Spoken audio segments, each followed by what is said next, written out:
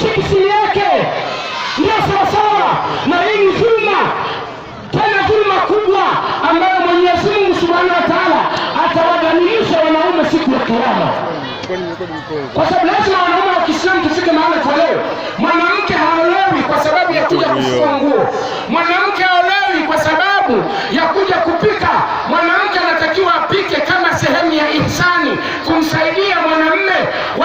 Wanaume wengi tunawazeesha wanawake kwa kuwapa mikazi mizito mizito.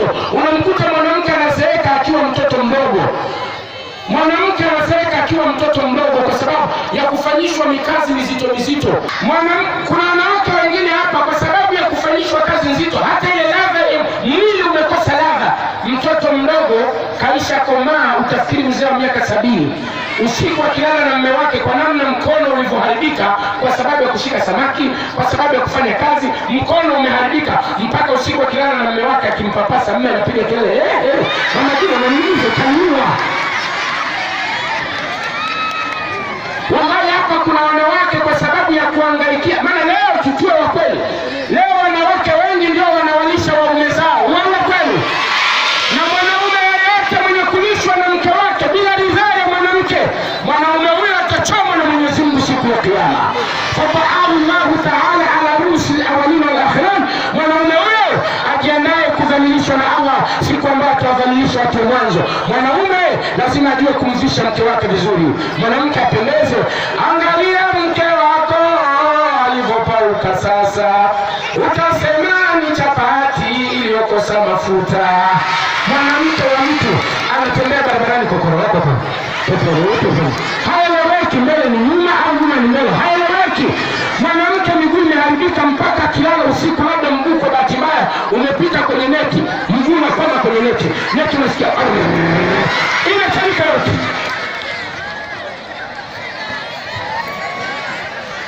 Haya, mimi msioni nacheka, nazungumza kama sehemu ya kuwafundisha. Hauwezi kupata mke bora, kwanza wewe mwenyewe uwe bora. Wanaume wengi tumefeli. Kwa nini tumefeli? Kwa sababu wanaume wengi tumekuwa malaya. Wanaume wengi haturiziki na ndoa moja. Tena ubaya, unakuta hawara wa nje, mwanamke wake mwanamume anamnunulia kila anachotaka, mke wake anateseka na watoto nyumbani. Mabibi zako nje kila siku wanakula, mabibi zako nje kila siku wanashiba, watoto wako nyumbani matembele ndio yao, pamoja na manjegere yasiyokuwa na chumvi. Lakini nyie ndio mmezidi, wallahi nawapenda. Nyie ndio mmezidi. Lazima niwaambie, siwezi kuacha. Hapa mnashangilia, sio watu mmekaa kimya, mmezidi. Na hiyo tabia mmeona, kama hamtaacha hivyo vicheko hivyo, kama hamtaacha hivyo vicheko, mtaachika sana. Unamkuta mke wa mtu anacheka nyumba ya 6 ya 20 wanaijua.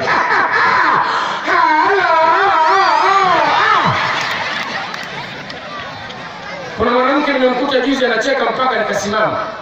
Anasema, kunya mtazama vicheko gani hivi? Mtaachika sana.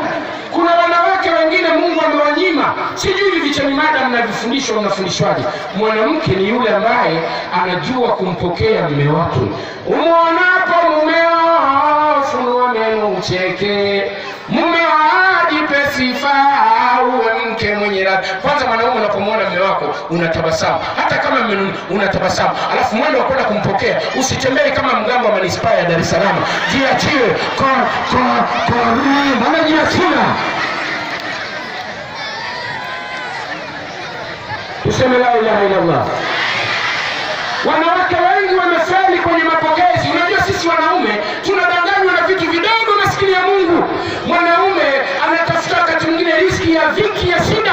Hapa kuna wanaume wanakwenda kutafuta riziki, unamkuta anabeba mzigo, mzigo anaobeba unakuta ni kilo 120, yeye mwenyewe ana kilo 60. Yaani mzigo umeoverdose. Yeye ana kilo 60, mzigo na kilo 120. Amepata 3000, anakuja nyumbani. Unakuta mwanamke 3000, wanaona 3000 inatosha. Hapa mimi nakwambia sipiki. Hizo hela hazitoshi. Wewe umetoka kwenda kutafuta, mtaachika sana.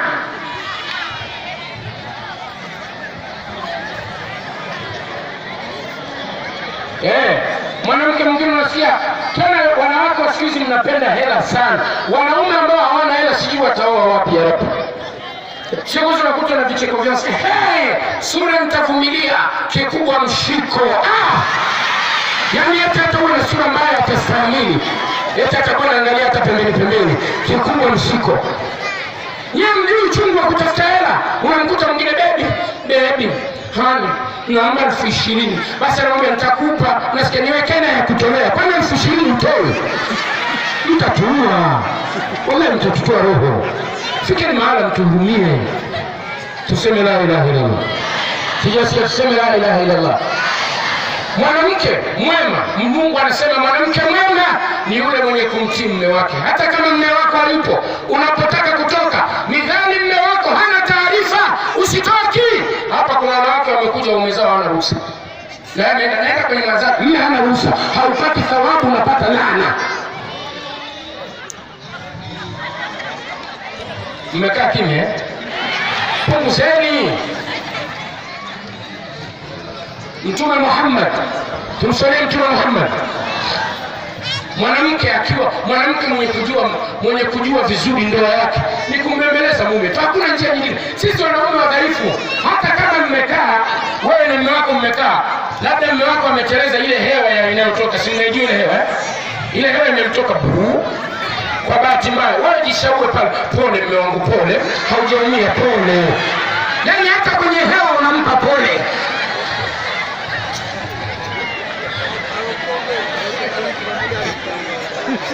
Tuseme la ilaha illallah. Tena unampa pole kwa sauti ya upole na masemi. Pole baba Juma, jamani, haijakuumiza ulikuwa mkubwa, pole. Unampa pole, lakini wakipiga pole ana haya wanaya. Inna lillahi. Wallahi ndio ndoa hizo ndio ndoa. Ndoa ni kutii, ndoa ni kumbembeleza mume. Angalia Mtume alipokuwa akiishi na wake zake. Naangalia Bibi Aisha. Siku moja Mtume alikuwa anazungumza na Bibi Aisha. Khadija amekwisha kufa. Wakawa wanazungumza. Sasa Mtume akawa anamsifu Bibi Aisha. Anamsifu Bibi Khadija mbele ya Bibi Aisha. Na wale msiomjua Bibi Aisha, Allahu Akbar. Mtume alikuwa mtoto wa mjini, hawezi kuwa mwanamke ovyo ovyo. Aisha alikuwa mzuri wa umbile. Kwanza alikuwa mrefu.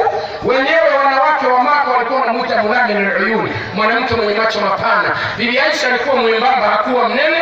Alafu Bibi Aisha alikuwa akijisifu katika wake wa Mtume wote aliowaoa, kuna wanawake, kuna mambo 10 Mtume alikuwa yapati kwa mwanamke mwingine mpaka aje kwake. Jambo la kwanza, Aisha alikuwa anasema katika wake wa Mtume wote aliowaoa ni mimi peke yake, yani ni yeye peke yake ndiye aliolewa na Mtume akiwa bikra. Takbir. Na leo bikira ukitafuta hapa Bunju machozi yatakutoka. Upate hata moja, labda 2 au 3. Watu walishapita nazo muda mrefu. Hizi simu za mkononi zinatumika, baby nataka chips. Zitakuwa chips, zitakuwa chips. Sasa ziko chips. Hapo ndio bikira inaondoka. Inaondoka. Kabisa. Zamani bikira mtoka kwa leo bikira ilikuwa kitu cha kawaida. Wao kwa wazee wao. Lakini leo ukisikia fulani anaolewa bikira ni ajabu mji mzima. Sasa Bibi Aisha alikuwa ni mwanamke anampatia Mtume kwa kweli. Bibi Aisha hata alikuwa akilia. Bibi Aisha hata akilia alikuwa analia kwa mapozi kwa Mtume. Mwanamke atakulia lazima uishi mapozi, kwa sababu kuna maeneo mawili sura ya binadamu lazima iharibike. Chooni na wakati wa kulia. Mtu akiwa chooni hata kama ni mzuri vipi lazima sura iharibike. Na akiwa analia lazima sura iharibike. Haya maeneo nenda kuchunguza kama hujachunguza.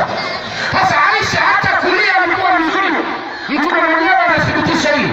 Anasema siku moja tulikuwa tunaingia na Abubakar, tukamkuta Aisha analia. Nikamuuliza, ya Aisha madha tabki? Aisha unalia nini? Akamwambia, ya Rasulullah, yati an-nas min ba'dina takunu mutakabbirina takabbaran fi shiddati al-kufar wa bi ghiyab akhlaq tanhalu al-aqab wa bi tarib al-umar wa yazulu al-mifaq baina al-ifrad wal jamaa. Akamwambia, ninalia mimi lakini ninalia umma wako. Sasa haya machozi ambayo yalikuwa yakianguka katika macho ya Bibi Aisha. Aisha analia, sura inazidi kuwa nzuri. Aisha analia, sura inazidi kupendeza. Mtume akayasifu machozi ya Aisha akasema, ya Aisha uyunika katasiru tumu kama tasiru fi nabitu fi turabitoka.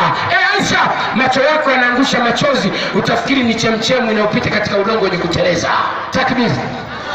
Sasa unasubiri mwanamke wa siku hizi aliye, hawa wake zetu walie mbele yako, utakimbia.